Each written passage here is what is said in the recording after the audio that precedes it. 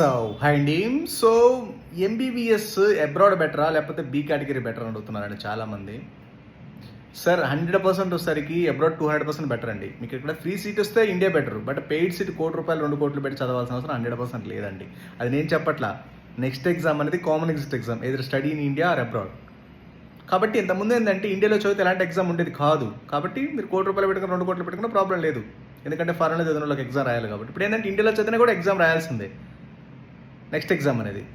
కాబట్టి అందరూ కంపల్సరీ రాయాల్సిందే. కాబట్టి ఎవరైతే 2021 తర్వాత జాయిన్ అయినారో వాళ్ళందరూ రాయాలి. కాబట్టి ఖచ్చితంగా ఒకసారికి 100% మీరు ఎంబీబీఎస్ అబ్రాడ్ అనేది బెటర్. ఎందుకంటే రష్యాలో రష్యాలో సరే మంచి మంచి మెడికల్ కాలేజీలు ఉన్నాయి. మీకు high quality of education, high standard of education. మీకు ఇండియాలో 500, 600 మంచి టాప్ 10 గవర్నమెంట్ మెడికల్ కాలేజీలో సీట్ రావాలంటే మీరు ఎలా అయితే ఎక్స్పెక్ట్ చేస్తారో అలాంటి కాలేజీలు రష్యాలో ఉన్నాయి. మీకు జస్ట్ నీట్ క్వాలిఫై అయినా సరిపోతుంది.